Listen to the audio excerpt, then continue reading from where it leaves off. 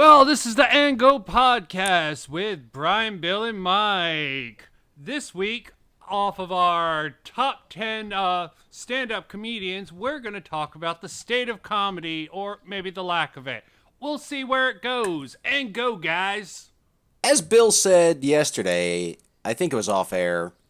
It's a little awkward to talk about stuff like this with the state of affairs going on in the world. But you know what? At the end of the day, who couldn't use a little bit of a laugh? So True enough. we acknowledge that. We're trying to keep it business as usual for you, the listener, Dave. If you still listen, I don't even know anymore. But I do think that it's always been. I think of the last Dave Chappelle special that came out on Netflix, and it was panned by critics because they thought it kind of treaded on some No areas, so to speak. no areas, so to speak. Dave Yeah. Chappelle touched that bad place. Where did Dave touch you? Oh, show me on this doll. Yeah, and unless you're standing up there and just like telling blatantly, as long as your jokes are at least a little bit insightful, a little Funny honest. jokes are supposed to be funny. Well, see, that's the thing. Once you get to a certain point as a comedian, I feel like your words have more weight. Like when Dave Chappelle talks, obviously he's supposed to be funny, and we're here, he's there to make us chuckle for an hour and a half or whatever. But at the end of the day, there's a lot of social commentary that happens through comedy, and it does get real from time to time. And I fucking loved everything about the special. And that's the thing. We need to get back to a place where even if you don't agree with someone per se, you can still I don't know, like this thing about the LGBTQ thing where it's like, oh, you can't upset the alphabet people, I don't know. It was interesting. So Yeah. I think, I totally agree. If you want to, I understand the undercurrent that the punching down scenario that so many people accused him of, but no, you frame it the right way. See, they're making a gatekeeping situation where they can't be jokes, but everyone needs to be made fun of occasionally. If you're like a special class, special protected class, you don't feel human. Make fun of whoever you want to, as long as you do it in a respectful way and not go off of some dumbass stereotypes. Or if you go off those dumbass stereotypes, make fun of those stereotypes at the same time. It is a very delicate balance we live in this current climate. I understand it's hard to navigate. Many people, as Dave Chappelle, that's an excellent jumping off point, Mike, because he brings up Kevin Hart, who another person we put on that top 10 comedians list. / Kevin James, but yes. Yeah, no, what was it that Kevin Hart lost the job at the Oscars for? It was a tweet he did about, and I think a few people have been tripped up. If his son wanted a dollhouse, he would break the dollhouse or something like that. Yeah, something about him being gay. Yeah. Which Tracy Morgan got in trouble for a similar joke 5 or 6 years ago, maybe more. I think it was more, actually.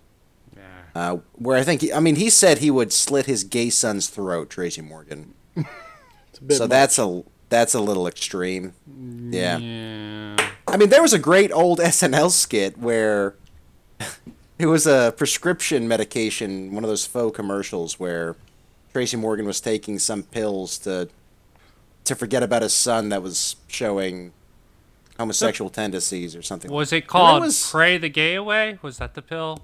No, I don't remember what it was called, but Take this medication, pray the gay away. and that was on network television, to uproarious laughter within the last 2 decades. So it's interesting that, obviously, I would not care if my child was gay as long as they're a good person.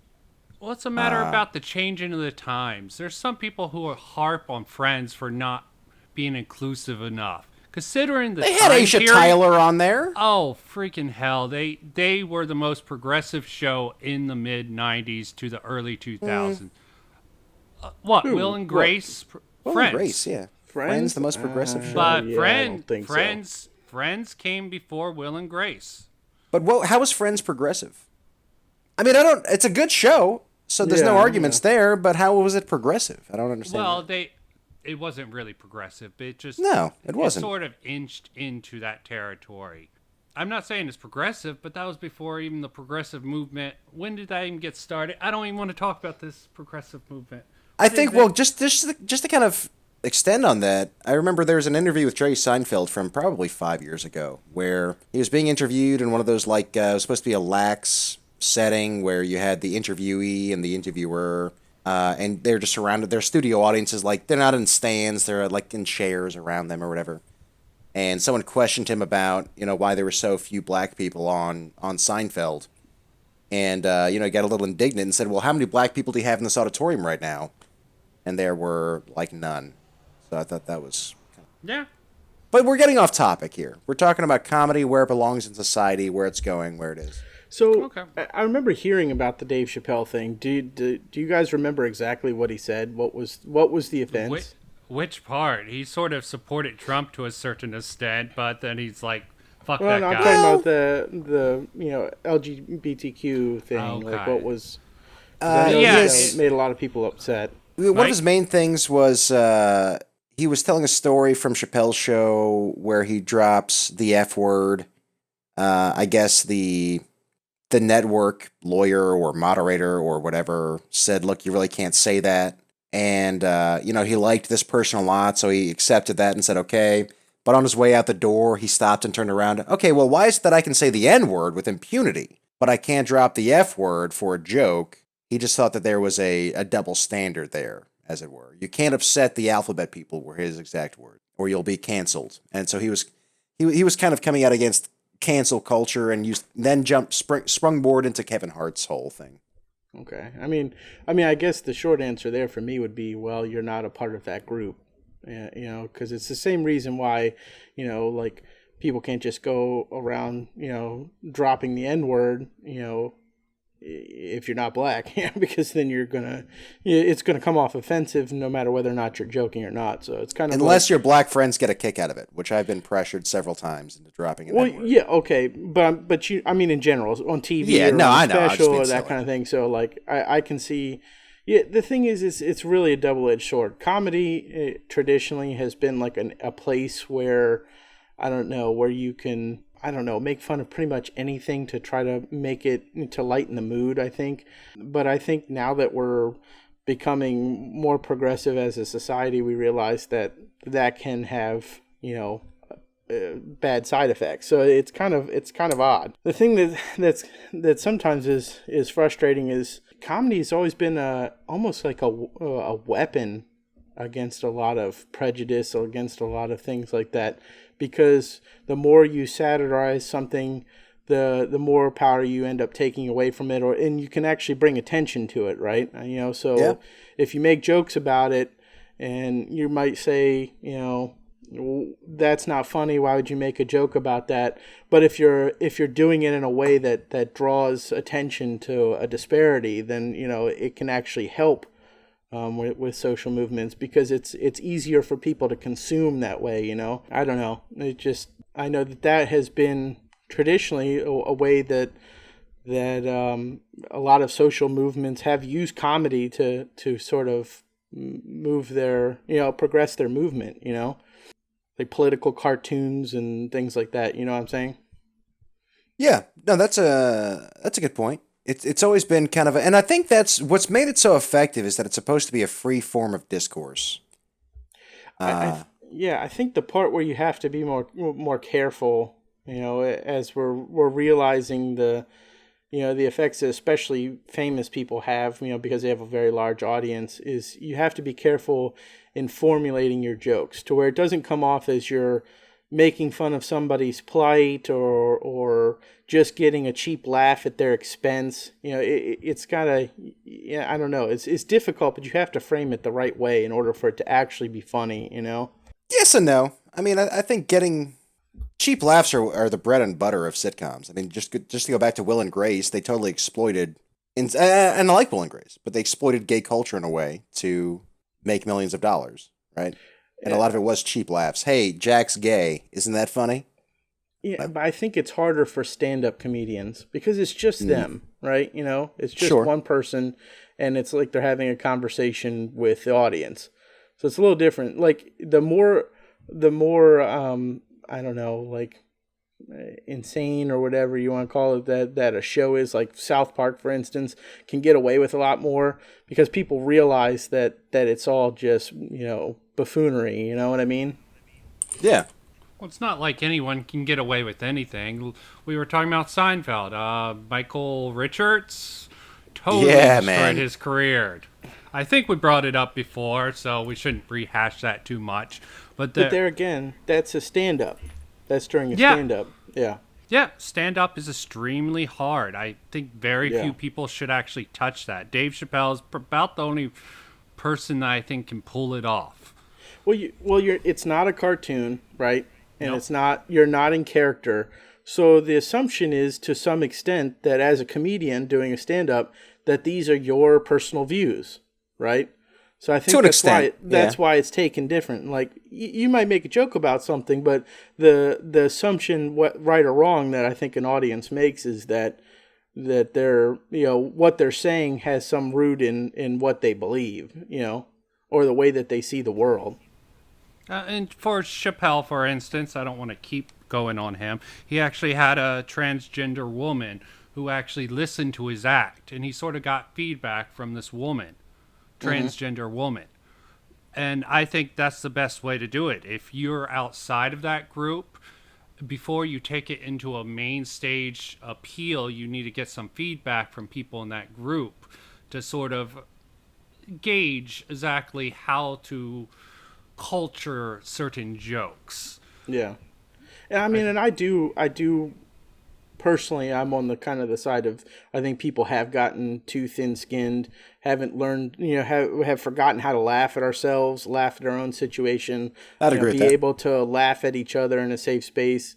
Within watching, something comedic. You know what I mean? It's just, I think everybody's gotten a little too edgy, a little too thin-skinned, and I don't agree with a lot of the cancel culture thing that happens because of that. But I think there's a fine line, right? Because, I think it's kind of time to let go a lot of the overtly offensive stuff, for laugh, because it's just not needed. Yeah, and there's plenty of other stuff to talk about Yeah. at this point. So, like, I think like you said, there's a gap between Michael Richards going on a tirade at the Laugh Factory or whatever, saying, "Oh, if this was 50 years ago, that guy would have been hanging from a tree." I think were his exact words. While dropping N words all over the place. That is obviously not acceptable. Even if it was a heckler, I've heard some people try to defend it, like, "Oh, well, he was just trying to get back at a heckler." Okay, I mean, Yeah, yeah. But there's a line, and I mean, yeah, he tried to say, oh, it was a heckler, and he was trying to, like, make an absurd joke and all this kind of stuff, and it's like, well, even if that was the case, you still crossed the line. You just can't go off like that, no, and I've heard, like, behind closed doors, Brian, I think you and I watched that documentary about the aristocrats, right? Yep. Where comedians try to one up each other on the most offensive joke they could possibly tell. And it gets into, like, paraplegic parents sodomizing their kids with whatever the fuck, they just but try to that's one up themselves consistently. But that's behind closed doors. That's not. Yeah. That's a bunch of comedians, and it's in. joke. Yeah, I think it's in comedic culture to, like, okay, well, how far can we really push this? And I think I was trying to look up the transcript for the, again, not to go back to Chappelle, but his acceptance speech for the Mark Twain Prize was really good. And in it, he talked about how he would defend, he knows that there are legitimately racist comedians, but no matter what someone's views or feelings, he's willing to defend any comedian that goes up on the stage and, tells jokes and from some place of honesty, because at least it opens a dialogue. And he didn't specifically cite the First Amendment, but in my search results, a lot of people are saying that, Dave Chappelle defends the First Amendment or whatever. I really wish I could And find the the Second transcript Amendment. because, well, yeah, that's a separate skit. Like in the Mark Yeah, I Twain know. acceptance speech, yeah, he was specifically talking about comedians. He will go to the mattresses for any comedian working if he feels as though they really are speaking from their heart and not just, like you said, getting a cheap laugh out of, look at this gay guy, look at this black guy, look at this whatever, I mean, cheap laughs are fine as an icebreaker, I think, but as a professional comedian or someone who works in comedy professionally, it's just beneath them. They shouldn't be professionals if they have to rely on a cheap comedy routine. Well, they wouldn't be. That's for the public to decide. Yeah. I mean, So I don't know. It's you also have to be prepared for if you're going to make off-color jokes like that for, whatever backlash you're going to get. I mean, because if you're going to present yourself in a certain way and say, look, like you said, if it's coming from your heart and and it's perceived as you personally being racist or prejudiced or whatever it is, and you say that, in front of an audience, then you have to be prepared for what that audience is going to say or do or react, And with social media, TV, it usually ends up in front of a wide audience, more than just, in a bar or whatever, because somebody films it or whatever. So that you kind of either fortunately or unfortunately, depending on your point of view, like you have to be prepared for that, That's just the nature of the beast. I agree. Like, people were outraged. There was outrage on both sides. One of the supposedly SNL people who was getting hired has a podcast, and people are like, this podcast is racist. I listen to the podcast. I'm like, okay, I could take this either way. I don't see why people are harping. He's really not defending himself. He's saying, oh, it was just a joke, bro. And I'm like, okay, if you thought you wanted a chance to get higher on something like SNL, you need to learn to read the room, dude. Podcast can get rather crazy with how liberal. You don't have a live audience in front of you. It's interesting to me. First of all, that was poor timing, because the guy you're talking about, it was from like last season or the season before maybe, and he had like an anti-Asian slur that he used on a podcast appearance. I don't even think it was his podcast. And it was the same year that they hired the first Asian person as an SNL player, Okay.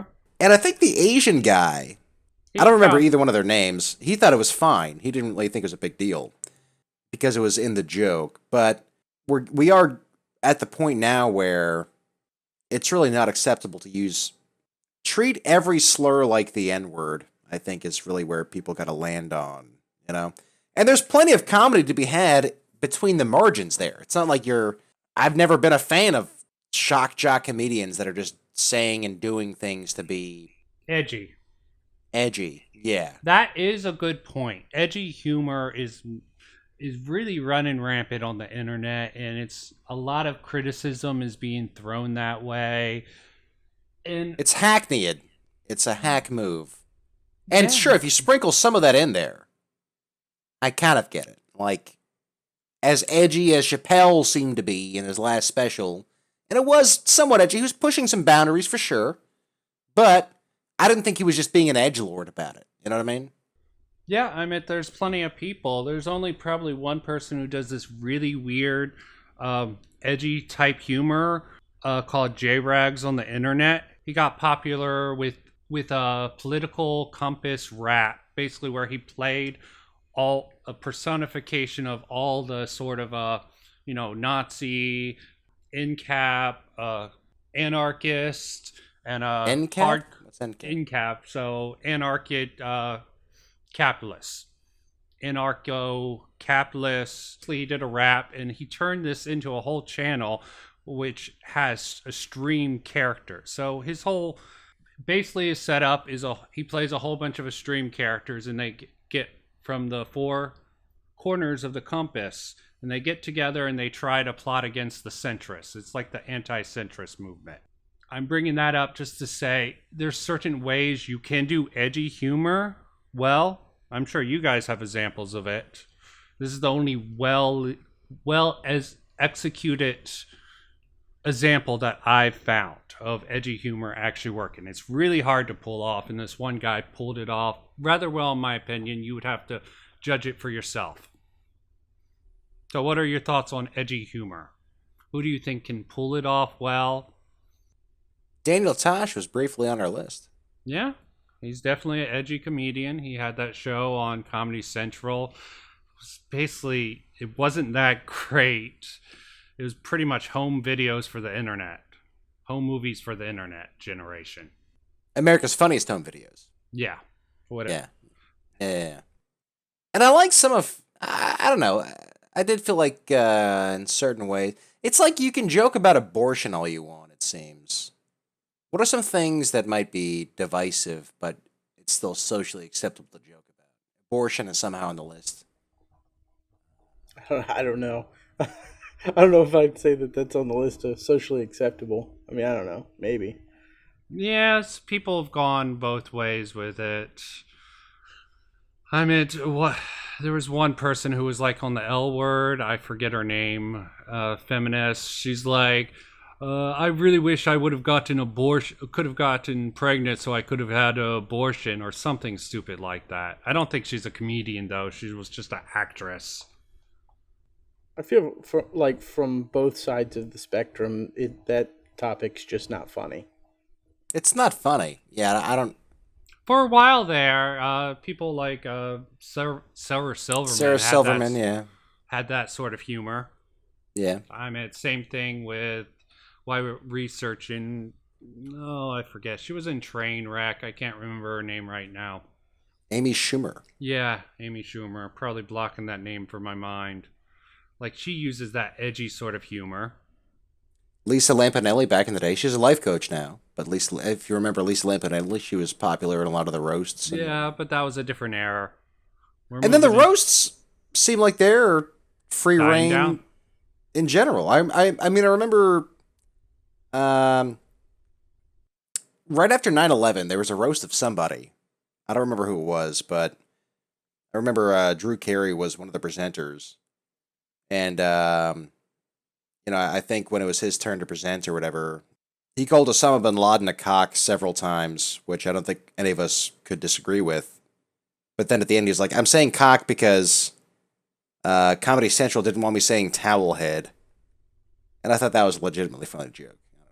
I don't know. I mean, obviously, I've never said towel head outside of that kind of context. You need to be careful, Mike.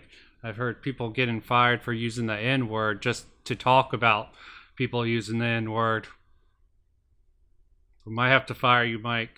The T comment can't be approved of in any way. Sorry, Mike. Damn it! You're You know what, though? fired I mean, from this podcast.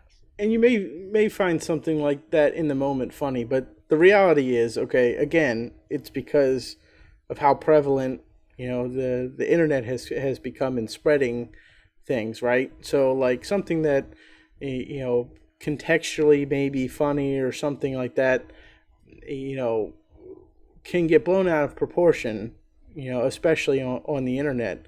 So the more I think we're subjected to slurs, even something like that, the more divisive, the more like hatred that can build up on a subconscious level, right?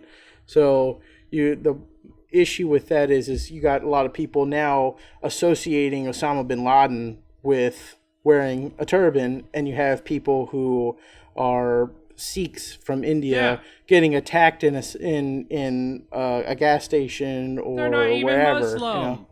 Right. So but that's the problem with the language, because you think, oh well, it's just a funny joke, but on some level, at a certain point, it's not anymore, right? Because if that's constantly entering the lexicon, even through comedy, that's one of the things that can have a bad effect. You know what I mean? So that's why we have to be more cognizant of that.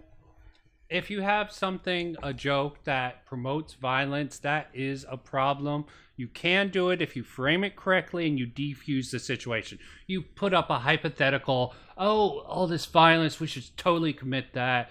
But no, if you can defuse it properly, and it's still very tough to even spread the hate in a way that could turn towards violence in a comedic sense. I mean, it's acceptable for some groups to have violence promoted towards them, mainly white people, but... Which I don't think is right either. No, they use comedy for that sometimes, and it's socially acceptable, I understand that, but they're perceived as having the power. And honestly, I think, that's probably what creates some of the backlash, is that...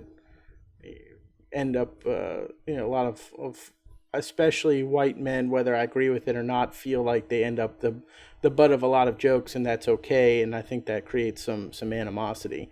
I don't It creates necessarily agree with it, toxicity. but they, that is the argument. It creates toxicity among those people. I don't want to get into that. I mean, ultimately, I feel like a lot of those same people are the ones that get offended by that or feel alienated or ostracized are the same people that are saying, well, everyone just needs to learn how to take a joke again. Yeah. Yeah. So, okay, true. let's all So learn how to laugh take at a joke yourself. again. Right. Yeah. Right. So, Hypocrites. but Yeah, like- what I was saying before is Exactly. so what I was saying before is the danger in the joke you were saying before about like calling somebody a towelhead like that. Well, the problem is the association, right? So now No, it's not a bad whoever point. hears the joke thinks, oh, Bin Laden towelhead, and then they take it out on whoever else that they think fits that image, Well, you're talking about post 9/11, and the animosity was running high. Yeah. I mean, No, but that's the world we live in. That's the world we live in. Yeah, We are it's like- post 9/11. We are, right now seeing with a lot of racial tension. So, comedians are going to have to move with the times to some extent and realize that this is the world we live in, and it's all amplified by the internet and the speed at which information and entertainment moves. like if someone made a joke about a black person being a violent and criminal, I don't think that would fly at this time. You could not make that joke And it funny shouldn't. no matter what. And it shouldn't fly. Yeah. Yeah, sometimes when the tensions are running too high, you have to be smart enough to change topics. If you can't, Yeah. if you have to, seriously, if your act is just a one-trick pony where you can only rag on one group, one race, any one particular, you shouldn't be in comedy. Seriously. Okay? A lot of comedians do pretty well with taking the self-deprecating humor approach, right? You make fun of yourself, you make fun of the groups that you're part of, It's always safe. The fat guy talks about being fat, you know what I mean? So and a lot of it is very good humor. But there is a time and place to push things forward. I'll cite Dave Chappelle again. He picked the perfect time. Critics were harsh on him, but the audience loved him. People who watched that who weren't, I can't say, I'm not part of any of the groups he made fun of. But I don't. Well, I mean, he was pretty even-handed in a lot of his stuff. Yeah. He tried not to that make fun of everyone evenly. I mean, I don't remember. I remember he made fun of Jussie Smollett or whatever. Because it was Smollett, that French actor, Juicy Smollett, who was gay and black, not just French. And he also made a crack about seeing all these white people in Ohio strung out on opiates, and thought about how much it resembled the crack epidemic. And basically said it's hilarious because we were going through this as a community for a decade and a half, and now I think now it's a medical crisis.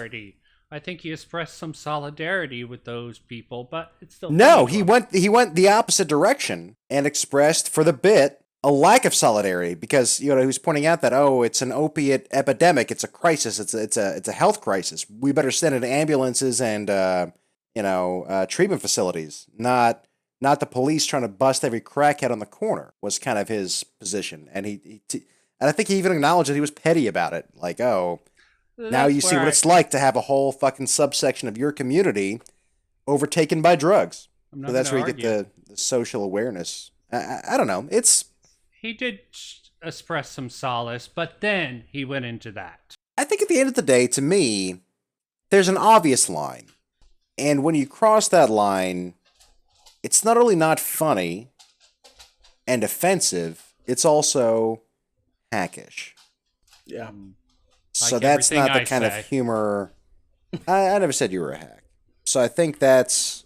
I don't try to be funny. I'm inadvertently funny with how stupid I am sometimes, though. Yeah, but then you end up trying to be inadvertently funny. So It's a paradox. we build this as a comedy podcast, and I'm sure you try. We build this as comedy? Who does Do that?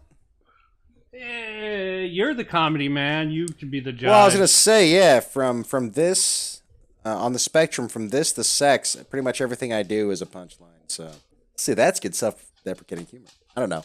There's an obvious line, and I'm fine with anything up until that line, as long as you're not really trying to ostracize people. And there's 3 women in the audience today. Let me make them feel as uncomfortable as possible. I don't know. Well, we should I think it's also all in good fun. discuss digging up the past. That's something we've discussed before. Jimmy Kimmel, Well, going back to the Jimmy guy Fallon, and his podcast, Kevin who went Hart. through and vetted, some civilian went through and vetted all of that guy's podcasts and found the anti-Asian remark that he made many years ago. It wasn't even NBC that found that. NBC didn't do their due diligence and listen to every single podcast and transcribed it all, looking for when this guy fucked up 7 years ago. But go on. I'm sorry. I like where we're going with this. I mean, yeah, bringing up that, but you have the Kevin Hart situation. How long ago was that comment? What about Jimmy Fallon, all the Jimmy late night guys? They've both done blackface. We've discussed that before. I mean, we've expressed that they were playing characters who happen to be that race in certain situations. So how are you gonna? I mean, maybe they shouldn't have targeted those person, but I think comedy brings a certain legitimacy to certain groups. I mean, if they can It depends on the infraction. It depends on the infraction. Like we talked about on Tuesday, under certain circumstances, I'm not saying blackface is acceptable. I'm not saying it's ideal. I'm not saying people should go out and do it. But in certain contexts, I don't think it's a, quote, cancelable offense, in my opinion. Unless you were just putting on blackface to make fun of black people. Yeah, see, yeah, and that's the difference, yeah. Yeah. Plus, So you also have to... You do have to, at some point, reasonably take into account that it may have happened during a time where maybe that wasn't part of the cultural consciousness at the time, so it may not have even been seen or understood as offensive from anybody, much less the comedian themselves. Like the Jimmy Fallon thing's quite a long time ago, so and it was a bit that was written. I mean, that there's a lot of aspects to that where I'm like, it's a bit of a stretch to be super up. Like if he came today onto his show in blackface, obviously that would be a huge problem because, I think we've come to realize the history behind it now. We realize why it's offensive, and knowing all of that, if somebody tried to do it, then okay, that's a problem. But to dig something up where none of that was brought to the forefront yet and say, well, I don't know, to try to damn somebody for something that long ago, that's a bit of a stretch, especially if they're like, oh, well, look, that was a long time ago. I understand now that it was wrong. Sorry, but you can't retroactively expect them to know that, especially that long ago. There's also cultural context, okay? With the Kevin Hart tweet, so to speak, unless you're a black person at that time, supposedly they have a serious, I hear that they had a serious closeted situation at least decades ago about black men hiding their homosexuality, and that might have been a joke. I can't speak for if that was a joke off of that sort of belief of that time. It could have been in a greater context. And as we brought up, Tracy Morgan did a much worse version of the Kevin Hart tweet. Unless you're embedded in that culture at that time, we lose a lot of cultural context when we look at things in retrospect. And we're not necessarily in that culture. To damn things wholeheartedly is making everyone the same. Black people don't have the same culture as white people. I think that's should be understood, right? It should be, yeah. Same thing with Asians. Everyone has different culture. I don't personally have any culture myself, but I can't blame people who do find solace in their culture. That's all I'll say on that subject matter. You need to be in sometimes a culture to understand certain jokes. And some things shouldn't be tweeted because they're perceived by other cultures as something wrong. Yeah, this is why I don't tweet. You know, I don't think I'm a pretty progressive guy. I do not have. I'm a lot of things, but a hate-filled man is not one of them. But I just feel like I'll be inevitably put into this position where I gotta explain myself to my employer and/or society at large. You know, most of my tweets are, "Oh, I saw Nick Offerman in an episode of West Wing. Let me take a picture of it and tag him." You know. I made a horrible tweet recently. I'm like, is this a bad time to say that I really liked RoboCop? How's that a bad tweet? It's a joke saying that I liked a movie about cops.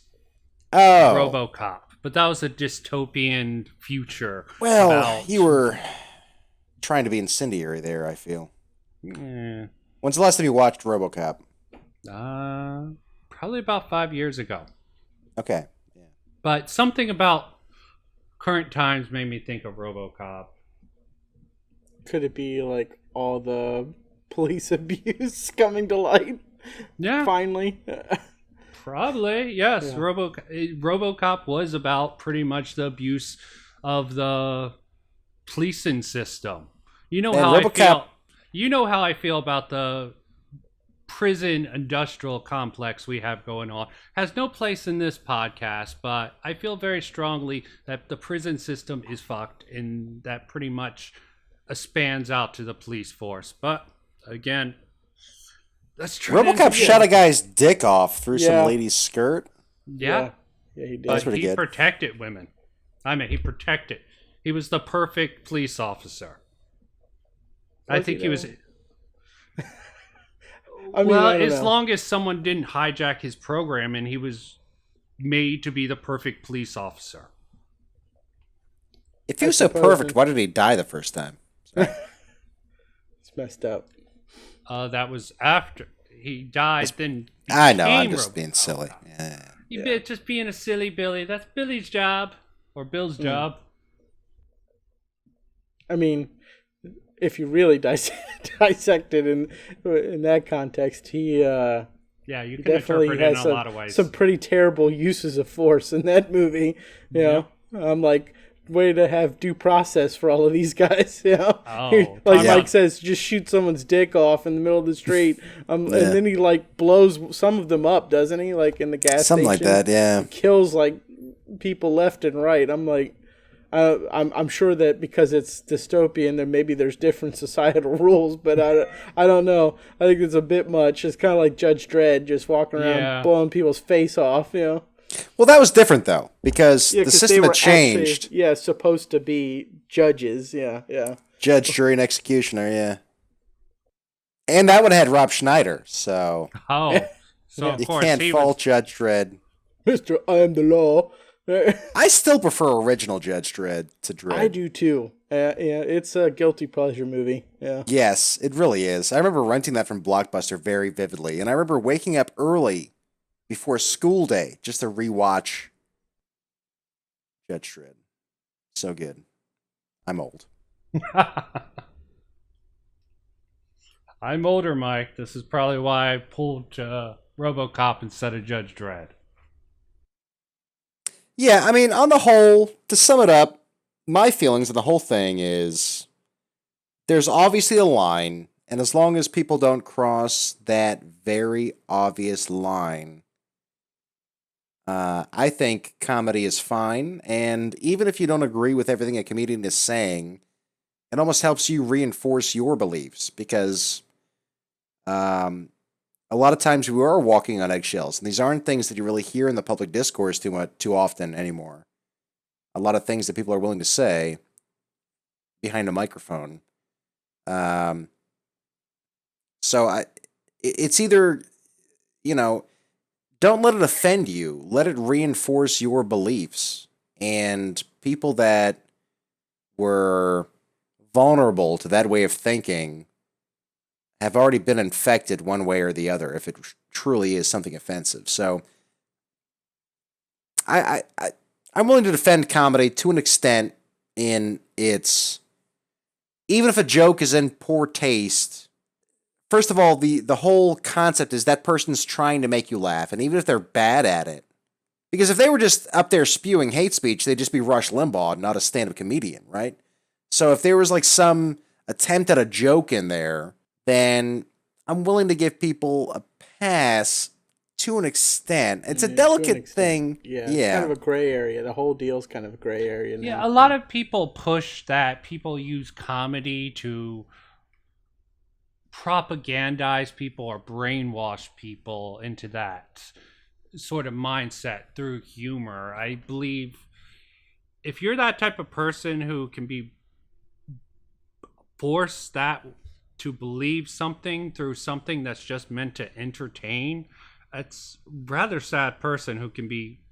I mean, I can understand how Rush Limbaugh or any of these commentators can push people in certain directions, but is there a single instance where comedy has pushed people to the extremes?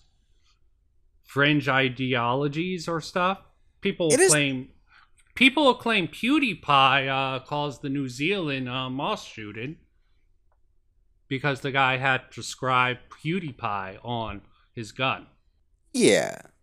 And that's absurd, obviously. Or even, there have been accusations against people. The gunman followed you on Twitter, so you're somehow responsible for these deaths. Now, obviously, guilt by them association. liking Ann Curry or whatever might be an insight as to where their mind was at, or Ben Shapiro or whatever. But did Ben Shapiro tell them to go gun down 20 people? No. That's... I wouldn't chastise the creator for inciting violence unless they actually did incite violence by openly... I don't know. I don't know that I agree with that, because there's a line there too. Because if you're constantly spewing hate toward a group or whatever, you can rile people up with that.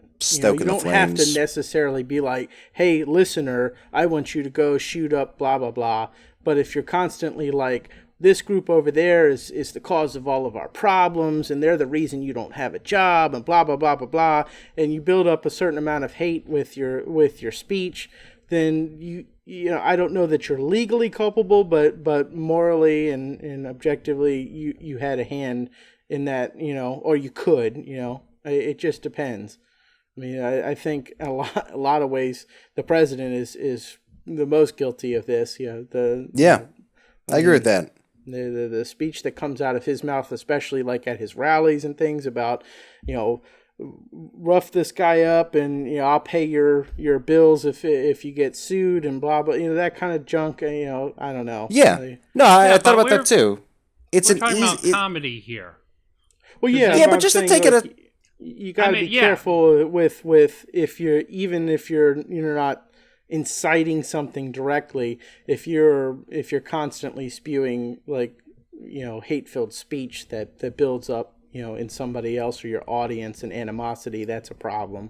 But I agree with that. The Trump thing is a line because specifically he was backed by, I think the guy's name is Stephen King, right? The former Grand Wizard or whatever of the KKK. That's part of an influential group that supported Duke, Trump. I think. David Stephen Duke, yeah. King? All he had to do, David Duke, you're right. All he had to do was say, I denounce that. But instead, he kind of tiptoed around it and said, there's some good people. There's some good people holding those torches. There's some good people at some of those rallies, and I'm not trying to ostracize all of them, And I'm sure it was all I am. Go to hell if you're going to be a racist. Exactly. Go to hell. Yeah. Exactly. So I think there is a line there where an influencer, because then it gives all those, it emboldens everyone to say, oh, well, Trump apparently, by not denouncing his endorsement by David Duke, or David Duke's endorsement of him, I'm emboldened now because the leader of the free world is fine is okay with it at the very least. Yes. Yeah. Yes. That's dangerous. That is. Now you're right, Brian. This conversation was supposed to be about comedy, but I do agree with that. That there is that's over the line. You're in a position of power, great responsibility, blah blah blah. And I mean, is that out of malice or ignorance? I don't know, but it's a problem. I don't know. I mean, getting back to the field of comedy, I hope that at some point, we can find a way to reinvigorate comedy without feeling like we do have to walk on eggshells, where comedians don't feel like they have to meter every little nuance of something, of a joke or whatever, and that we are able to ultimately be able to laugh at ourselves no matter what your race, sexual orientation, whatever, be able to laugh along with the joke and have the comedians do their job in knowing that, hey, look, this isn't laughing at your pain or your situation. This is making a lighthearted joke that we should all be able to laugh at, which is difficult to do. But hopefully, we as a society get back to that space. And some of that is going to be dismantling some of the systemic things that are still a problem, right? So that we can get there as a society. I just hope that a lot of the kind of touchy, thin-skinned things that have happened because people are so in a state of agitation right now will eventually be resolved on a bigger picture. Because I mean, the comedy is stand-up comedy, television, movies. There hasn't been a whole lot of really quality stuff out there. I mean, there's few here and there, but so I don't know. That may be why. Well, the internet's a great place for comedy. I brought up the example of PewDiePie, but there's a number of other examples of that gray area of comedy. Liberal comedy like Jonathan Pie, or conservative comedy like Steven Crowder, sort of making this gray area.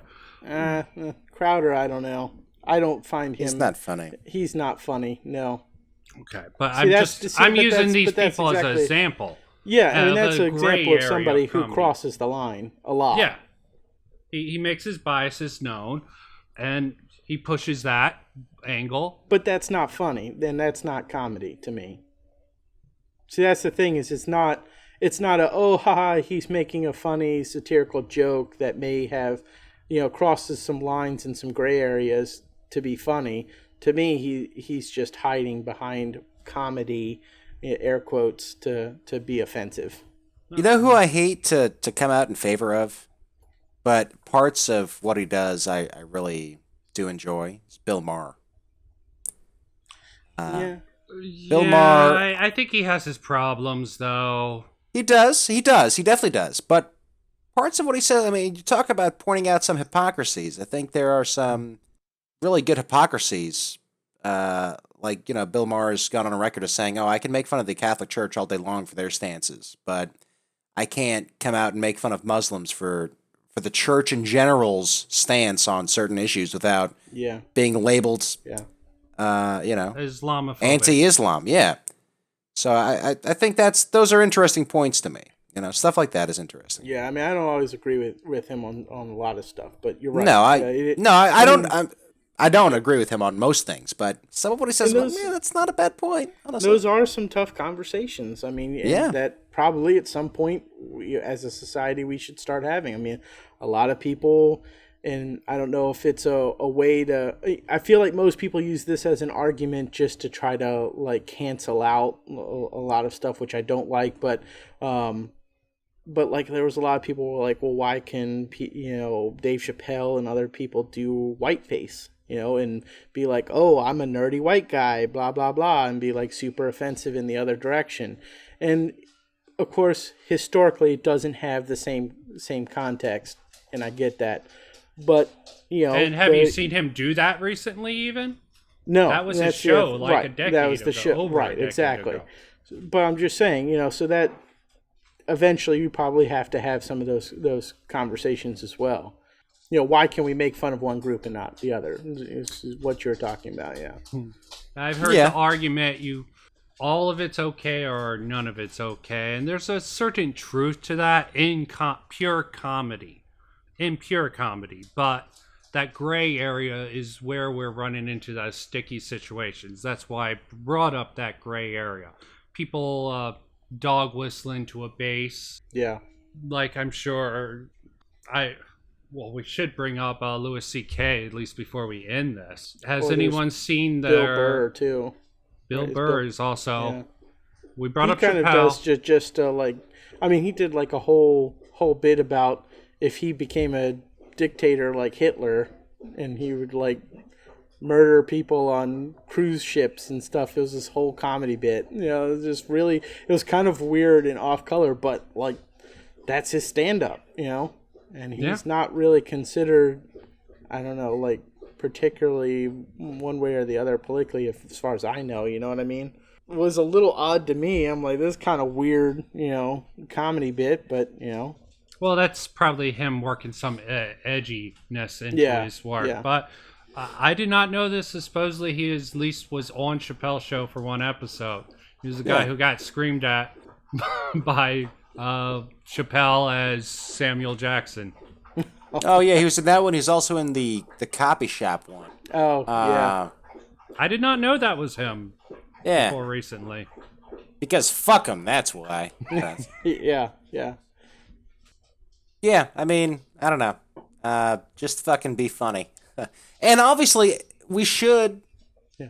People that cross the line. And be funny. Don't be a dick. Yeah. It's our motto, right? Yeah. Yeah. As long as it's not a 10. Except for Brian. Brian likes being a dick. I'm not in comedy. You're right. I never claim to be funny. I only occasionally play one when someone gives me the lines for it. Sorry. As long as it's not a 10 on the offensivometer. You know? Well, there's also some people in the media pushing. Just let me finish. Just a quick thought, then I'll let you talk. I'm sorry. But there are going to be some people that try to push some boundaries, invariably. And I don't think that they should lose their entire livelihoods and be a pariah in society unless it's a 10 or an 8 on the offensivometer. If you push the boundary a little bit in just us trying to figure out where the line is really in comedy, what the public at large is willing to accept, I'm okay with that on the whole. So 10 or 8 isn't fine, but maybe a 9 is fine in between, you know? A 7.5 is fine. Okay, up to that line, 10 to 7.5. I just want to get my numbers straight, you know, get all the facts. But as I was... there's also the media is somewhat comparable for pushing a lot of things, and that counts as comedians. Some of these critic sites push a certain narrative like Rotten Tomatoes did with the Dave Chappelle skit. They panned him. The audience loved that. People, I know TYT, the Young Turks network, tried to push the fact that it was horrible, reprehensible, the Dave Chappelle Sticks and Stones comedy special. I'm going to have to watch this and see. Yeah, it's pretty good. I haven't actually seen it. Yeah, it's good. But the media does sometimes push these narratives on these acts that are meant to be comedy, and they try to take them seriously, and I think that can be a problem. The sensational media, the TMZ journalism that's been going. It's not a big component of this, but you can see it slowly creeping in the cracks. That's all you guys have any thoughts on the media sort of pushing this, that this offensive comedy should not be out there? Or am I the only one who thinks that? I see it more on social media than anything. Okay. Yeah, these are more underground. I gave the example of TYT, the Young Turks, who Cenk Uygur was extremely right-wing. In the beginning, he was extremely toxic personality, and he had to apologize for that. He's a left-wing guy. Yeah, now. When he was he originally a right-wing guy? I think he was sort of the right libertarian in the beginning, but then he slowly changed his image, and now he's in yelling matches with Alex Jones. Why Call even it waste Alex breath Jones. with him? Alex Jones is a living meme, okay? Anyone who takes him seriously has to be brain damaged. He's only good for comic effect. That's my I thought don't on know, Alex man. Jones. People give him a lot of forum. I really don't understand why. Well, I know he's one of Rogan's favorites to bring on his show. At least I've seen quite a few. I'm Yeah, I like, think why, his- man? Why mess with this buffoon anymore? He's freaking crazy and a moron. His only bit of credibility was when he infiltrated that ritualistic thing. It was like a Masonic ritual or something that he infiltrated with a camera crew, or a small camera on his person. Where I guess it's some retreat. I can't remember what it was called. That a lot of like bank executives. It was very Illuminati, very very Freemasony.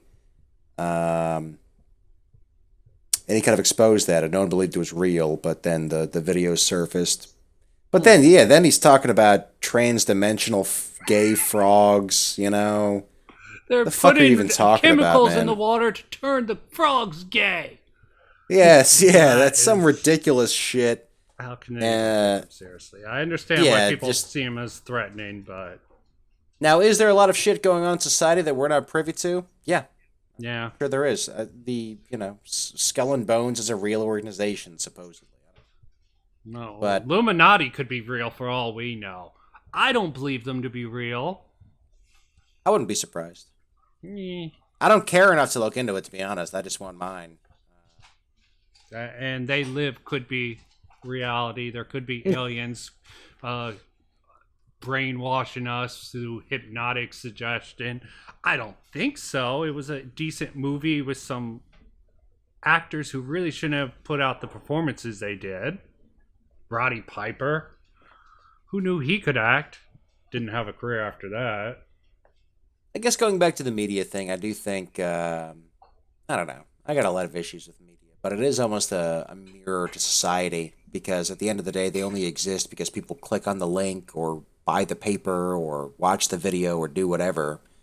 And as we were talking about the other day, Bill, if it bleeds, it leads. So the more they make you think that the world is falling down, the better their sales are, and that's what they care about, really.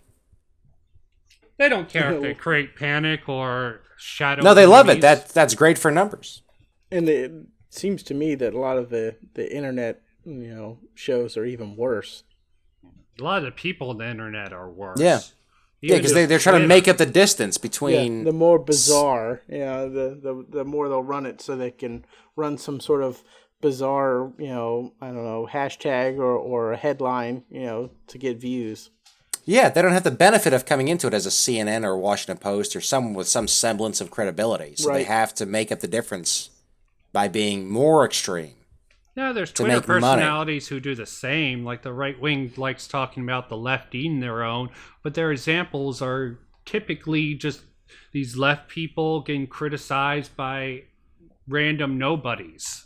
And they should eat their own. People should eat their own. That's kind of why we're in the situation that we're in now, because fraternal police officers won't, Yeah, the culture around police fraternity is and- toxic.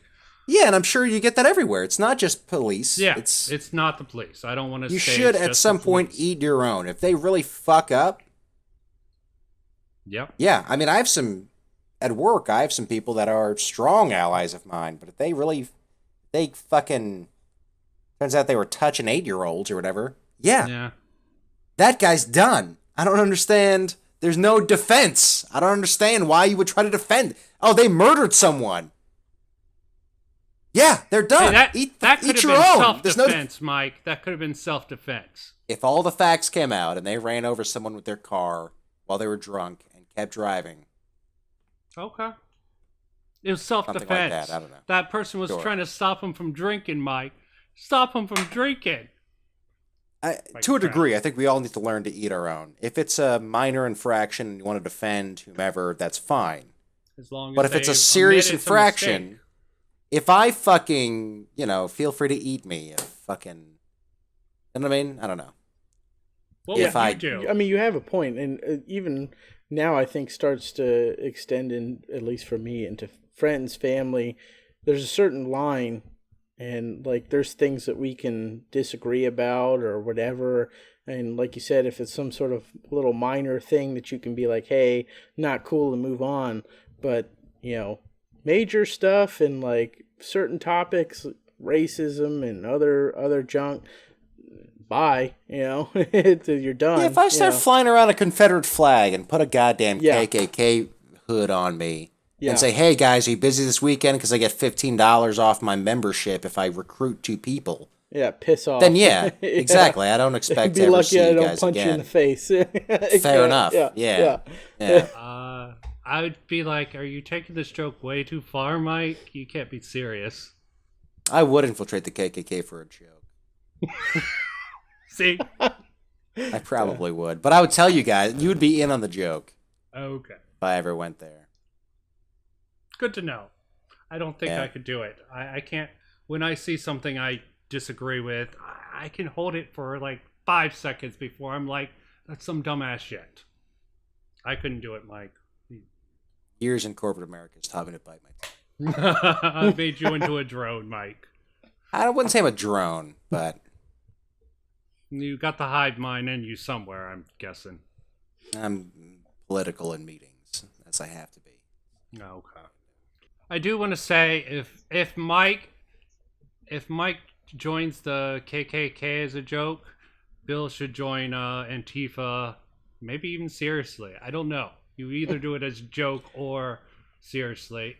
I could go either way with that. I'm pretty against fascists, so, there's that. What about if I joined the KKK and you joined Antifa and we scheduled rallies for the same point in time and then we both stood out and like faced off and then we realized how much we actually had in common and tried to use that as like a healing point between the 2 groups? No. Okay. Yeah, fair enough. Not with the KKK. Yeah, they're kind of beyond. Yeah. They both have hate, but they sort of hate the opposite things, so... Yeah, one's been hating and murdering people for over a century. Yeah, they have a long storied history.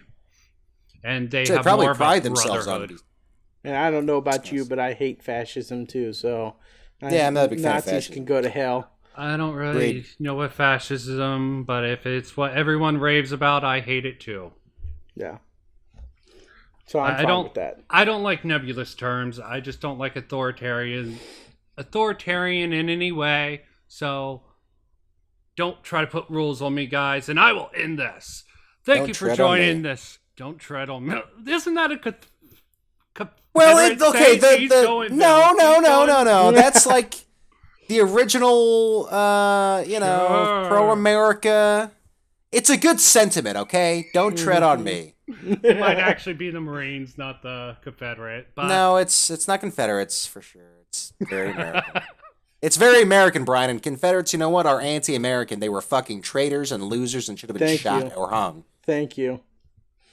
They were losers. And I get that's part of American history. It should be taught in classes, but it should not be glorified. You can talk all day about how brilliant... You can even talk about how brilliant Robert E. Lee was at military tactics. That's fine. So was Rommel. But they shouldn't be glorified. Yep. They were fucking losers and traitors. That's what I'm saying. Well, I've never met one, so I'll agree with you on a general basis. But thank you for joining us for this And Go podcast where we tried to talk about comedy. It got a little weird at the end, so I hope you forgive us. But send all your hate your way and let us know in the comments what you thought. Till next time, bye.